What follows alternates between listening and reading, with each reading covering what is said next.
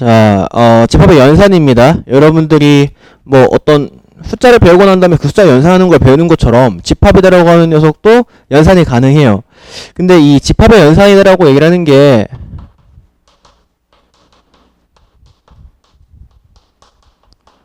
여러분들이 그 전에 알고 있던 연산이랑은 건 좀 차이가 있어요. 그 전에 너네가 알고 있는 연산은요, 더하기, 빼기, 곱하기, 나누기를 이용을 했잖아요. 그죠?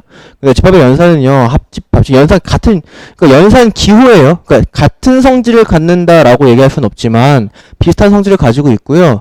그러니까 연산 기호를 새롭게 배우는 거다라고 생각해야 돼. 너네가 더하기, 빼기, 곱하기라는 게 언제 배울까? 저거 요즘 친구들은 뭐 유치원 때 배우지 않아요? 그죠? 더하기, 막 이렇게, 이게 더하기 하면서 이렇게 막 배우잖아요. 그죠? 그러니까 실제로 더하는 거를 배우는 것보다 이 더하기라고 하는 기호를 처음 배울 때는 굉장히 어렸을 때 배울 거예요. 그죠? 그러니까 연산 기호를 새롭게 배운다고 생각해야 돼요. 너희들 그 전에 알고 있던 연산과는 다른.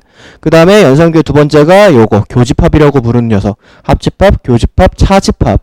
그 다음에 어떤 집합의 여집합. 그러니까 이런 것들이 이제 연산 기호로 사용을 됩니다. 그래서 이 네 가지 연산 기호를 이용을 해서 여러분들이 집합을 연산을 하게 돼요. 아시겠지? 그래서 그 새로운 연산 기호를 배운다라고 생각하면 되고요. 그 첫 번째인 합집합부터 보도록 하면,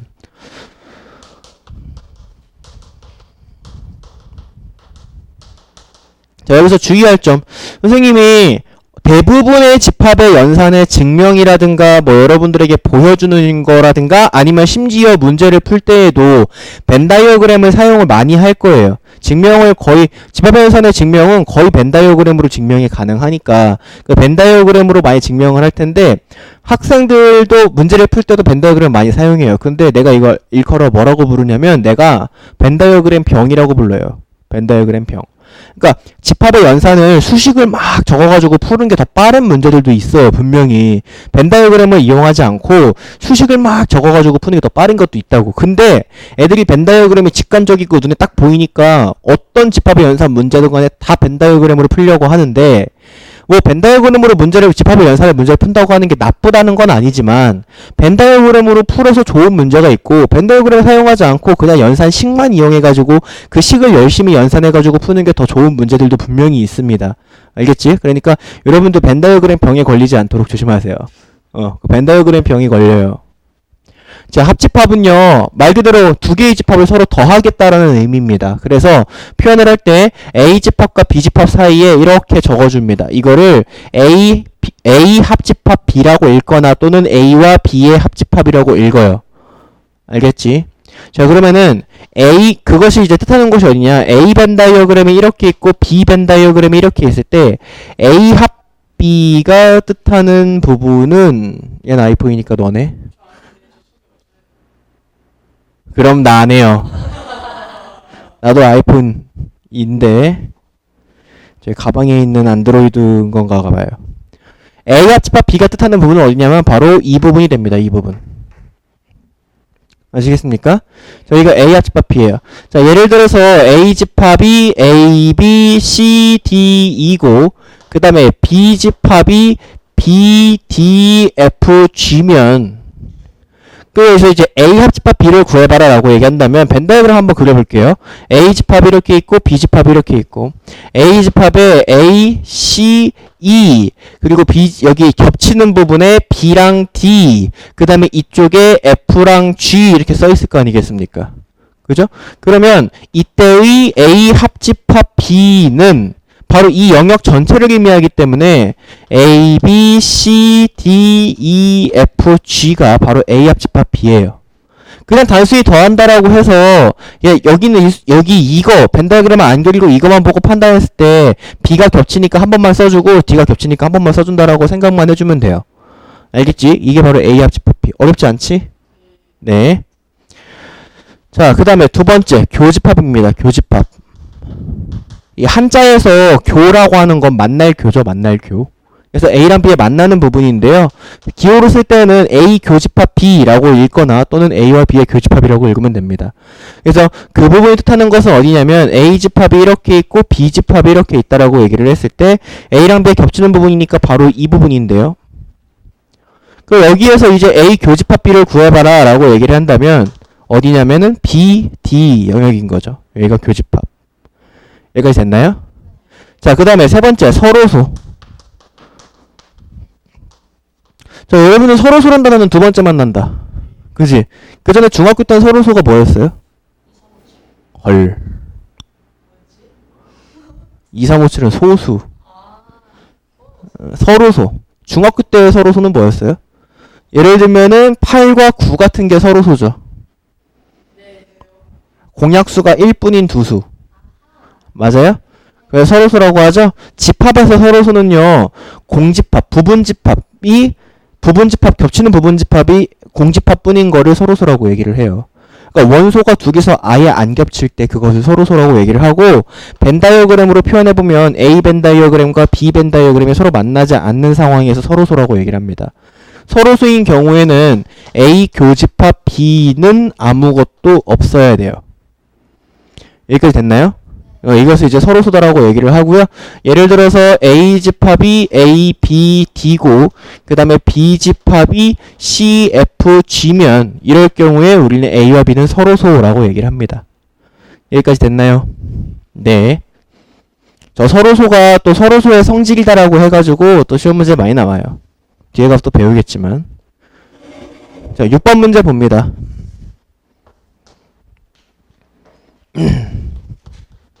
자, A 집합이 X바 X는 8의 양의 약수.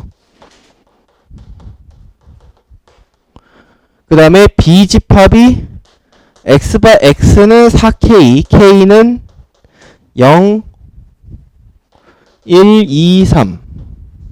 C 집합이 2, 3, 5, 8 이래요. 자, 그럼 이제 지금처럼 C는 원소나해법으로 주어져 있지만 A랑 B는 조건제시법으로 주어져 있을 때 저 조건제시법을 풀어 적어서 원소나해법이 되게 만들어줘야 합니다. 알겠죠? 그래서 A 집합에는 그럼 어떤 원소들이 있는지를 찾아보면은 1, 2, 4, 8. B 집합에는 잘 봐잉. B는 X라는 원소를 가지고 있는데 그 X라고 하는 원소는 바뒤의 것을 만족시키는 원소인데 바뒤에 뭐가 써있냐? X는 4 곱하기 K래. B는 X인데 B의 원소는 X인데 그 원소 X는 4 곱하기 K로 구할 수 있고 K 자리에는 0, 1, 2, 3을 넣어라 이건 거예요. 여기다가 0, 1, 2, 3을 넣으면 그때마다 X가 나오는데요. 바로 0, 4, 8, 12가 바로 B의 원소가 되는 거예요. 자, 그럼 이제 첫 번째 문제 봅니다. A 합 B를 구하래요. 자, A 합 B는 A의 원소와 B의 원소를 서로 합하는 거니까 겹치는 건 한 번만 쓴다 그랬죠. 0, 1, 2, 4, 8, 12. 어렵지 않죠? 자, 그러면 두 번째 A 교비를 구하래요. A랑 B 겹치는 것만 써주란 얘기고요. 그러면 4, 8. 그 다음에 세 번째. 자, A 합 B 합 아니네요. 교 C를 구하래요. 자, 여러분들 서술형에도 이렇게 써도 되는데요. 우리가 A 합 B를 뭐 위에서 구했지만 새롭게 구해도 되고요. 어쨌든 간에 A 합 B가 0, 1, 2, 4, 8, 12고요. 여기에 교 C가 2, 3, 5, 8이잖아요. 자, 내가 지금 집합의 그 기호, 중괄호라고 하는 기호를 사용해서 식을 이렇게 적었죠? 서술형에다가도 이렇게 적어도 괜찮습니다. 집합의 연산에서는. 자, 그러면은 첫 번째 집합과 두 번째 집합에 겹치는 거를 써라 라는 거니까 2, 8 이렇게 적어주면 되겠죠. 어렵지 않죠? 네, 자, 넘어갑니다. 7번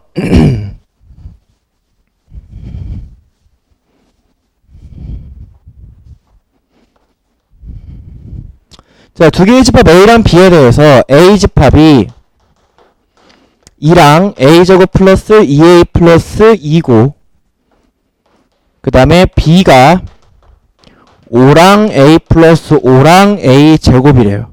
그랬을 때 A 교 B가 5래요.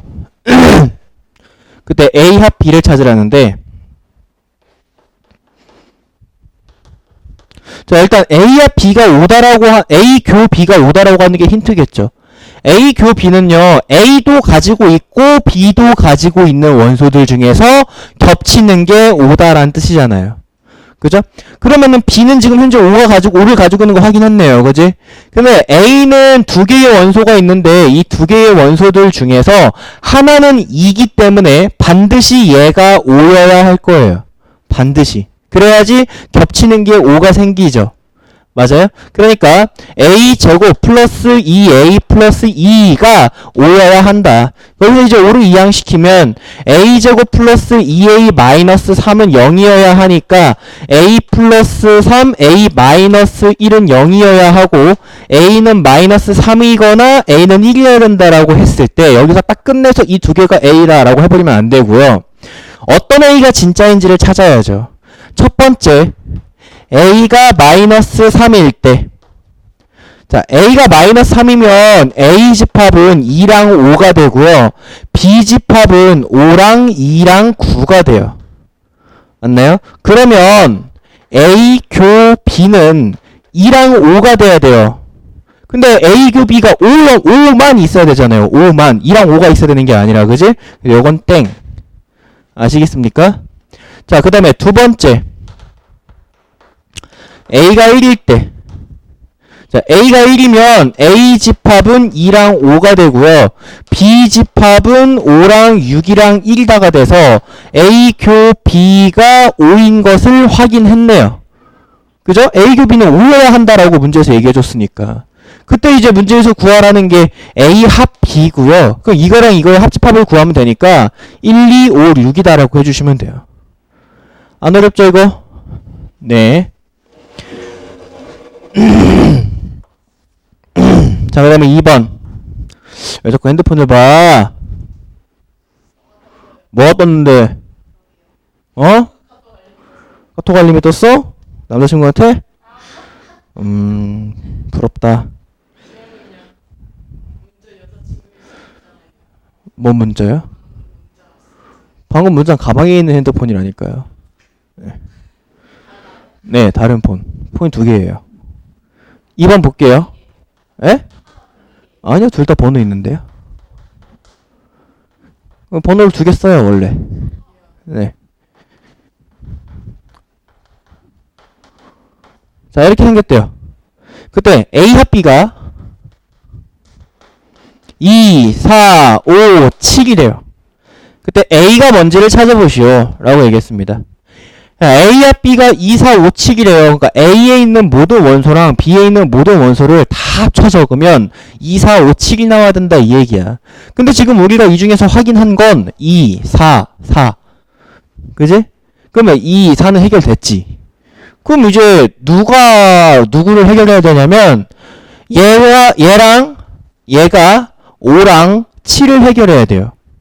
근데 누가 5고 누가 7인지는 경우를 따져봐야 되는 거죠. 수학하는 사람들은 누가 5고 누가 7인지 몰라요. 그러니까 못 풀어요. 이건 수학하는 사람의 태도가 아니에요.